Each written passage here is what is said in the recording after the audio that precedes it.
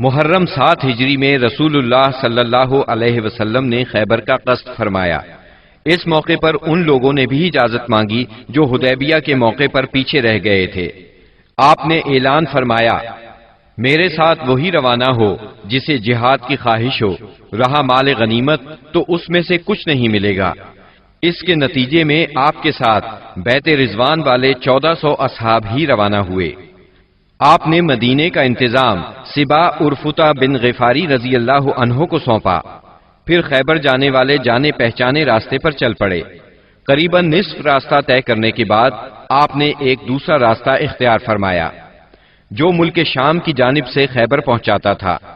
اس سے آپ کا مقصد یہ تھا کہ یہودیوں کے لیے ملک شام کی طرف بھاگنے کا راستہ بند کر دیں۔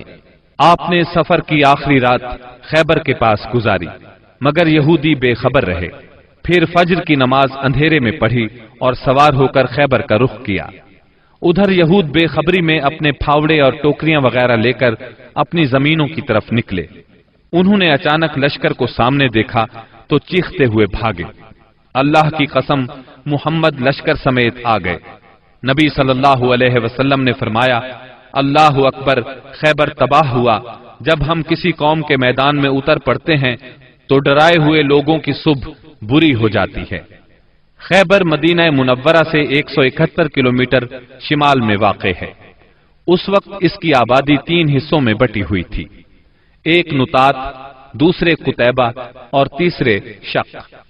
نطات میں 3 قلعے تھے، حصن نائم، حصن صعب بن معاذ اور حصن قلعہ زبیر۔ شق میں 2 قلعے تھے، حصن ابی اور حصن نزار۔ اور قتیبہ میں 3 قلعے تھے، حصن قموس، حصن وتیح، حصن سلالم۔ ان کے علاوہ خیبر میں مزید قلعے اور گڑھیاں بھی تھیں، مگر وہ چھوٹی تھیں اور طاقت اور حفاظت میں ان کے ہم پلہ نہیں تھی۔ رسول اللہ صلی اللہ علیہ وسلم نے نطات کے قلعوں کے مشرق میں تیروں کی پہنچ سے دور پڑاؤ ڈالا اور حصن نائم کے محاصرے سے جنگ کا آغاز کیا۔ یہ بہت بلند، محفوظ اور مشکل چڑھائی والا قلعہ تھا اور یہود کی پہلی دفاعی لائن کی حیثیت رکھتا تھا۔ اسی میں ان کا شاہزور بہادر مرحب بھی تھا۔ یہ 1000 مردوں کے برابر مانا جاتا تھا۔ چند روز تک فریقین میں تیر اندازی ہوئی، پھر رسول اللہ صلی اللہ علیہ وسلم نے فتح کی بشارت دیتے ہوئے فرمایا، کل میں جھنڈا ایسے شخص کو دوں گا جو اللہ اور اس کے رسول صلی اللہ علیہ وسلم سے محبت رکھتا ہے اور جس سے اللہ اور اس کے رسول محبت کرتے ہیں۔ آپ کا یہ فرمان سن کر سب انصار اور مہاجرین نے اس آرزو میں رات گزاری کہ جھنڈا اسے دیا جائے۔ صبح ہوئی تو آپ نے فرمایا، علی کہاں ہیں؟ صحابہ کرام نے بتایا، ان کی آنکھ آئی ہوئی ہے۔ آپ نے انہیں بلا بھیجا، وہ لائے گئے۔ آپ نے ان کی آنکھوں میں لعاب دہن لگایا اور دعا فرمائی۔ وہ اسی وقت شفا یاب ہو گئے، گویا انہیں کوئی تکلیف تھی ہی نہیں۔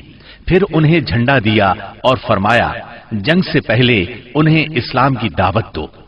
ادھر یہود نے اپنی عورتیں اور بچے شق کے قلعے میں بھیج دیے تھے اور اس صبح طے کیا تھا کہ کھلے میدان میں جنگ کریں گے۔ چنانچہ جب سیدنا علی رضی اللہ عنہ ان کے پاس پہنچے تو انہیں جنگ کے لیے تیار پایا۔ آپ نے انہیں اسلام کی دعوت دی، انہوں نے صاف انکار کر دیا۔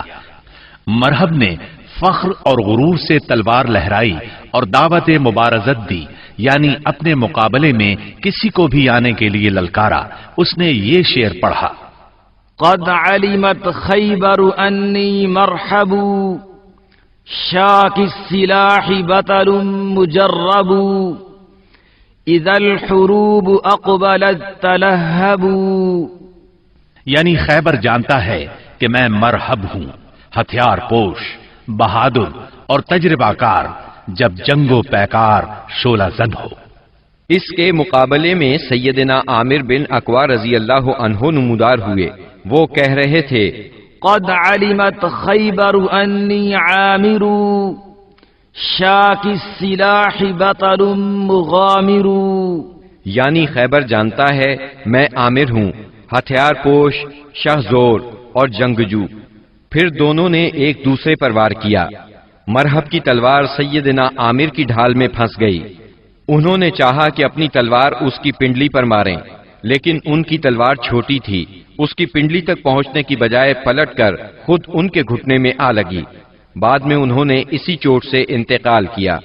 نبی صلی اللہ علیہ وسلم نے سیدنا عامر کے بارے میں فرمایا، ان کے لیے دگنا اجر ہے، وہ بڑے جانباز مجاہد تھے، کم ہی ان جیسا کوئی عرب روئے زمین پر چلا ہوگا۔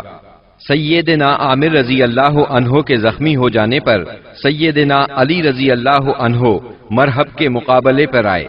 آپ یہ شعر پڑھ رہے تھے، انا الذی سمتنی امی حیدرا کلیس غابات کریہ المنظرا اوفیہمی بالصاع کیل السندرا، یعنی میں وہ شخص ہوں کہ میری ماں نے میرا نام حیدر یعنی شیر رکھا ہے، جنگل کے شیر کی طرح خوفناک، میں انہیں سا کے بدلے نیزے کی ناپ پوری کروں گا۔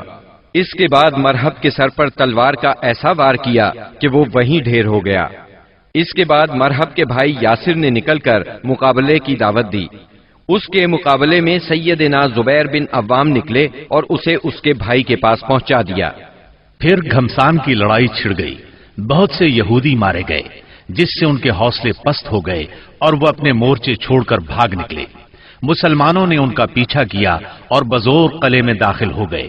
یہود اس قلعے سے بھاگ کر اس کے ساتھ والے قلعے حصن الصاب میں مورچہ بند ہو گئے۔ ادھر مسلمانوں کو قلعہ حصن نائم میں بہت سا غلہ، کھجوریں اور اسلحہ ملا۔ اس کے بعد مسلمانوں نے سیدنا حباب بن منذر رضی اللہ عنہ کی قیادت میں حصن صاب کا محاصرہ کر لیا۔ یہ محاصرہ 3 دن جاری رہا۔ تیسرے دن رسول اللہ صلی اللہ علیہ وسلم نے فتح اور غنیمت کی دعا فرمائی، پھر مسلمانوں کو حملے کی دعوت دی۔ مسلمانوں نے شدت کا حملہ کیا۔ پہلے مقابلے کے لیے للکارا گیا، پھر گھمسان کی لڑائی شروع ہوئی۔ یہ لڑائی یہود کی شکست پر ختم ہوئی اور مسلمانوں نے سورج ڈوبنے سے پہلے قلعہ فتح کر لیا۔ غنیمت میں بہت سا غلہ ہاتھ آیا۔ اس قلعے میں سب سے زیادہ خوراک اور چربی تھی۔ اس طرح یہ مسلمانوں کے لیے سب سے کارآمد قلعہ ثابت ہوا۔ مسلمان اس سے پہلے سخت بھوک کا شکار تھے، چنانچہ بہت سے لوگوں نے گدھے ذبح کر دیے، لیکن اللہ کے رسول صلی اللہ علیہ وسلم نے ان کو کھانے سے منع فرما دیا۔ چنانچہ آپ کا حکم پا کر چولہوں پر چڑھی ہوئی ہانڈیاں الٹ دی گئیں۔ یہود نے یہاں سے بھاگ کر قلعہ زبیر میں پناہ لی اور وہاں قلعہ بند ہو گئے۔ یہ نطات کا تیسرا اور آخری قلعہ تھا۔ مسلمانوں نے آگے بڑھ کر اس کا بھی محاصرہ کر لیا۔ چوتھے دن ایک یہودی نے آ کر پانی کی بعض نالیوں کی نشاندہی کر دی۔ ان سے یہود پانی پیا کرتے تھے، چنانچہ مسلمانوں نے یہ نالیاں کاٹ دی۔ اس پر یہود نے باہر نکل کر سخت لڑائی کی، لیکن شکست کھا کر شک کی طرف پسپا ہو گئے اور حصن ابی میں قلعہ بند ہو گئے۔ مسلمانوں نے ان کا تعاقب کیا اور وہاں بھی ان کا محاصرہ کر لیا، چنانچہ وہ نہایت سخت لڑائی کے لیے تیار ہو کر نکلے۔ ان کے ایک بہادر نے نکل کر مقابلے کی دعوت دی اور مارا گیا، پھر دوسرا نکلا اور وہ بھی مارا گیا۔ اسے سیدنا ابو دجانہ سماک بن خرشہ انصاری رضی اللہ عنہ نے قتل کیا، اور اسے قتل کرتے ہی وہ تیزی سے قلعے میں جا گھسے۔ ان کے ساتھ ہی اور مسلمان بھی داخل ہو گئے۔ کچھ دیر تک قلعے کے اندر لڑائی جاری رہی، پھر یہود نے راہ فرار اختیار کی اور اس علاقے کے سب سے آخری قلعے حصن نزار میں قلعہ بند ہو گئے۔ مسلمانوں کو حصن ابی سے بہت سا مال غنیمت ہاتھ آیا۔ مسلمان اب حصن نزار کی طرف بڑھے اور اس کا محاصرہ کر لیا۔ یہ قلعہ پہاڑ کی چوٹی پر تھا اور وہاں پہنچنے کی کوئی صورت نہیں تھی۔ یہودیوں نے یہاں اپنی حفاظت کا زبردست انتظام کر رکھا تھا۔ انہیں یقین تھا کہ اس قلعے میں مسلمان داخل نہیں ہو سکیں گے، اس لیے انہوں نے اس قلعے میں عورتوں اور بچوں سمیت قیام کیا۔ تیر اور پتھر برسا کر سخت جوابی کارروائی کی۔ جواب میں مسلمانوں نے بھی منجنیق نصب کر کے اس قلعے پر پتھروں کی بارش شروع کر دی۔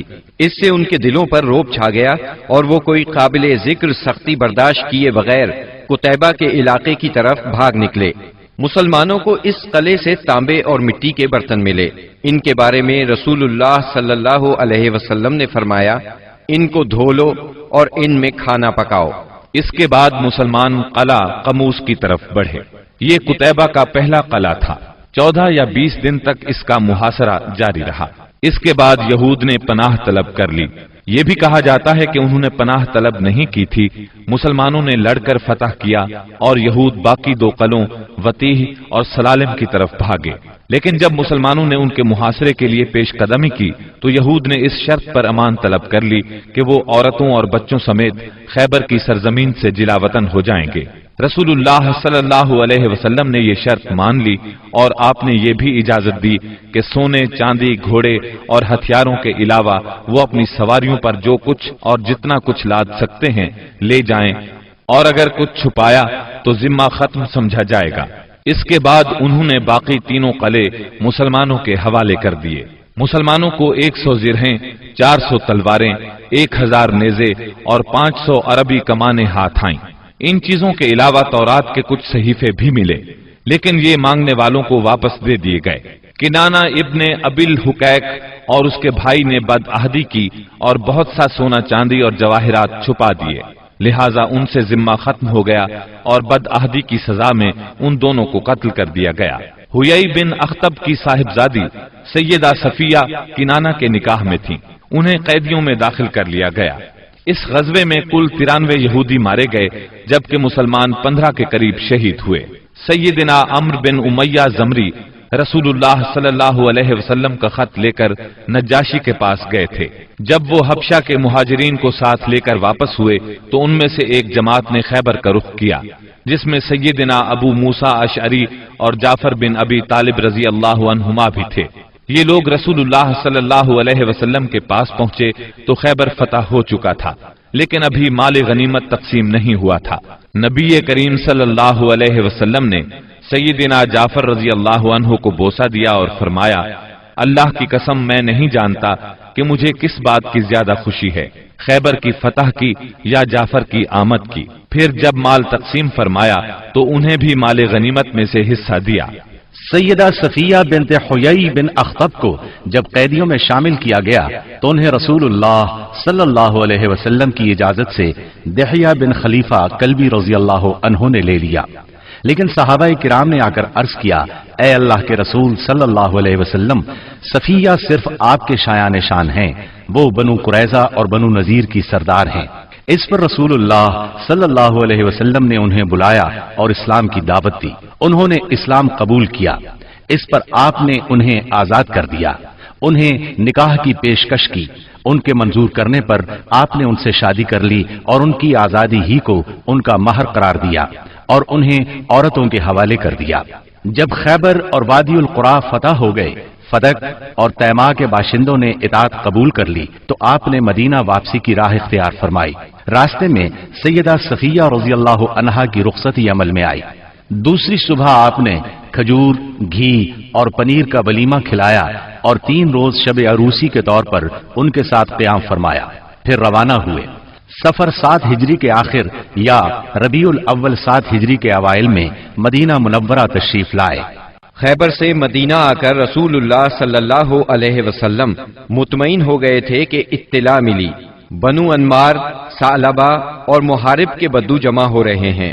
آپ نے مدینہ منورہ کا انتظام سیدنا عثمان بن عفان رضی اللہ عنہ کو سونپا، 700 صحابہ کو ساتھ لیا اور 2 دن کے فاصلے پر واقع مقام نخل کا رخ کیا۔ وہاں بنو غطفان کی ایک جمعیت سے آمنا سامنا ہوا، دونوں فریق ایک دوسرے کے سامنے آئے لیکن جنگ نہ ہوئی۔ نماز کی اقامت ہوئی تو نبی صلی اللہ علیہ وسلم نے مسلمانوں کو صلاۃ خوف پڑھائی، یعنی پہلے ایک گروہ کو 2 رکعت نماز پڑھائی، پھر وہ لوگ پیچھے چلے گئے تو دوسرے گروہ کو 2 رکعت نماز پڑھائی۔ اس طرح آپ کی 4 رکعت نماز ہوئی اور لشکر کی 2 رکعت۔ یہی صلاۃ خوف ہے۔ اس کی اور بھی کئی صورتیں ہیں، احادیث میں وضاحت موجود ہے۔ پھر اللہ نے دشمن کے دل میں مسلمانوں کا رعب بٹھا دیا، وہ منتشر ہو گئے اور رسول اللہ صلی اللہ علیہ وسلم مدینہ منورہ لوٹ آئے۔ اس غزوے کا نام اس لیے ذات الرقاع پڑا کہ اس سفر میں پیدل چلنے کی وجہ سے مسلمانوں کے پاؤں زخمی ہو گئے تھے۔ انہوں نے زخمی پیروں پر چیتھڑے لپیٹ لیے تھے۔ چیتھڑوں کو عربی میں رقاع کہتے ہیں۔ یہ بھی کہا جاتا ہے کہ اس کی زمین اور پہاڑ مختلف رنگ کے تھے۔ گویا کہ وہ رقا یعنی پیوند تھے، اور کہا جاتا ہے کہ غزوے کی جگہ کا نام ہی یہی ہے۔ اس غزوے میں سب سے دلچسپ بات یہ پیش آئی کہ ایک دن نبی صلی اللہ علیہ وسلم نے ایک سایہ دار درخت کے نیچے پڑاؤ ڈالا اور اپنی تلوار اسی درخت سے لٹکا کر سو گئے، جبکہ باقی لوگ مختلف درختوں کے نیچے سو گئے۔ ایسے میں ایک مشرک اس طرف آ نکلا، اس نے رسول اللہ صلی اللہ علیہ وسلم پر تلوار سونت لی۔ آپ کی آنکھ کھل گئی تو اس نے کہا، آپ مجھ سے ڈرتے ہیں؟ جواب میں آپ نے فرمایا، نہیں۔ اس نے کہا، اب آپ کو مجھ سے کون بچائے گا؟ آپ نے فرمایا، اللہ۔ یہ سن کر اس کے ہاتھ سے تلوار گر گئی۔ آپ نے وہ تلوار اٹھا لی اور فرمایا، اب تمہیں مجھ سے کون بچائے گا؟ اس نے کہا، آپ مجھ پر احسان کیجئے۔ آپ نے اسے اسلام کی دعوت دی۔ وہ مسلمان تو نہ ہوا، لیکن اس نے یہ عہد کیا کہ وہ آپ سے لڑائی کرے گا، نہ لڑنے والوں کے ساتھ ہوگا۔ آپ نے اسے چھوڑ دیا۔ اس نے اپنی قوم میں واپس جا کر کہا، میں تمہارے پاس سب سے اچھے انسان کے پاس سے آ رہا ہوں۔